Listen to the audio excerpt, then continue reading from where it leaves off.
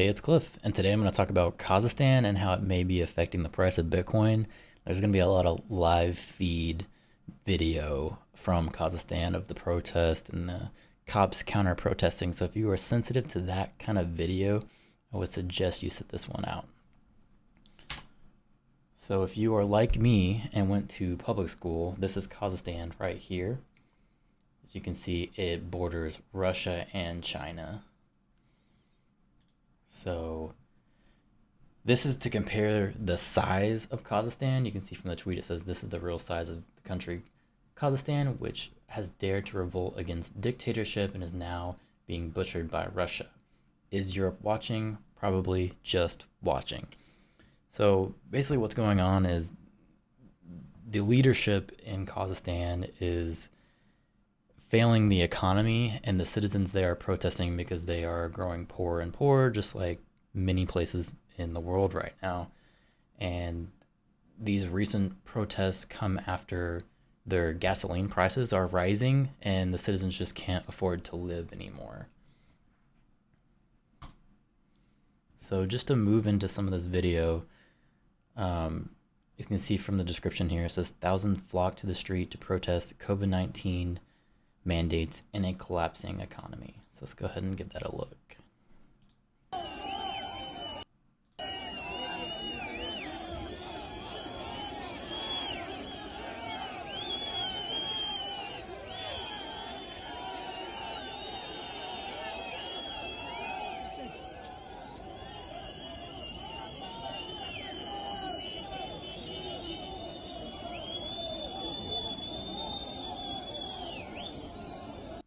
The sheer numbers here is just crazy to me to see all of these people upset and what's going on here.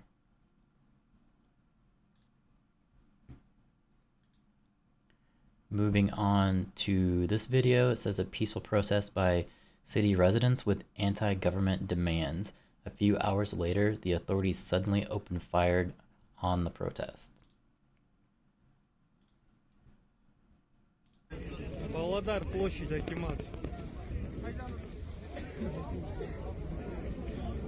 It's crazy to think that these people are peacefully protesting and then just a few hours later, all of these guys here open fire on them.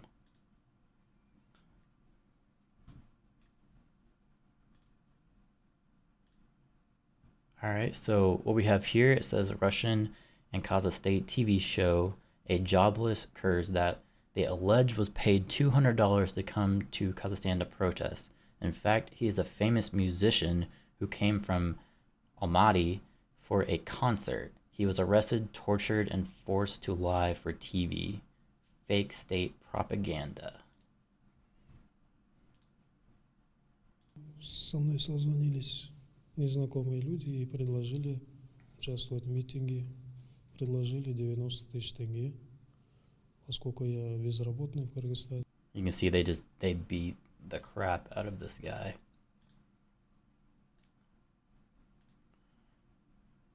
So we have a photo here. It says demonstrators hold a banner saying, "We are the people, not the terrorist." And so what I just saw from American media today is that Russia was staging a false flag in Ukraine, and there is intelligence that kind of believes that they were doing the same thing in Kazakhstan, thinking that people were violently protesting and destroying things, and that would give Russia the opportunity to move into Kazakhstan and take over the land pretty much. Now, Ukraine and Kazakhstan is UN allies, so it creates a lot of different kind of tensions between the United States, but it seems as of now, physical force isn't going to be used, but sanctions are definitely on the table. So in this one, it says sound electric grenades are used against the strikers. Dozens of people were injured. One of the protesters has an injured leg. As you can see, people do not have weapons.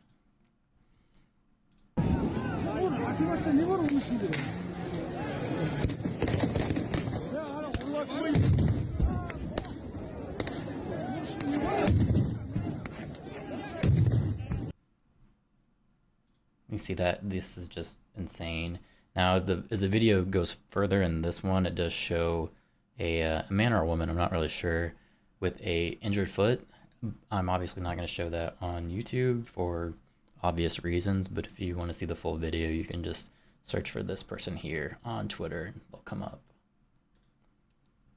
So this is protesters forming a improvised cavalry unit confronting the government forces on horses.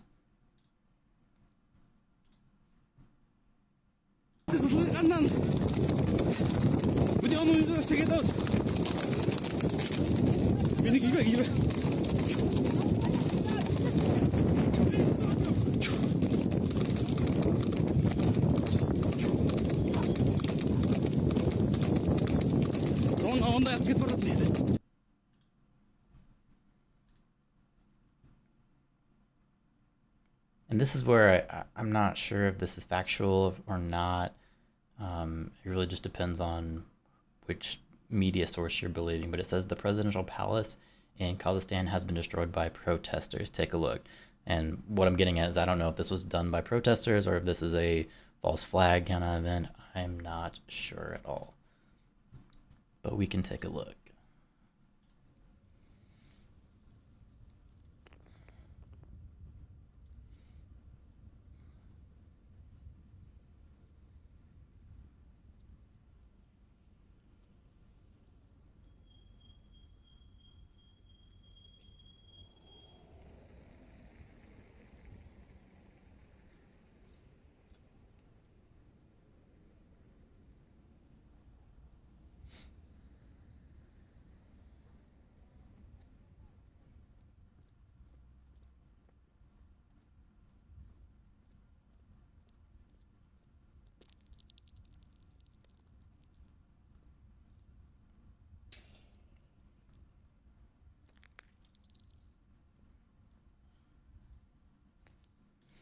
To me, it's just crazy to think that people are this fed up, potentially, that it would come to this in their own city. The final video that I have says Kazakhstan has a huge reserve of oil, precious metals, and uranium, yet 162 people hold 55% of the country's total wealth. Why are ordinary people getting poorer in the Central Asian nation? Can the Kazakhstan protest turn into a geopolitical crisis?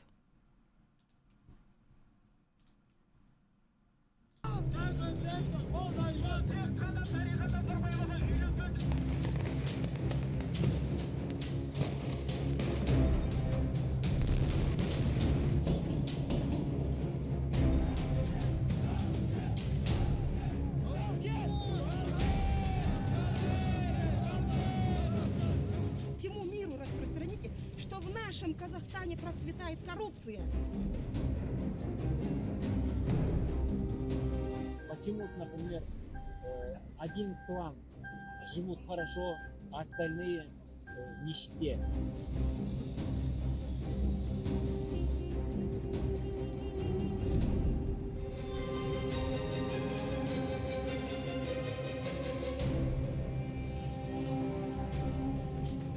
As you can see, it's showing Russian troops are moving in. So you're probably thinking that's definitely sad. We're worried about what's going on with the world right now, but this is an investing channel, so we want to know how is this affecting our crypto.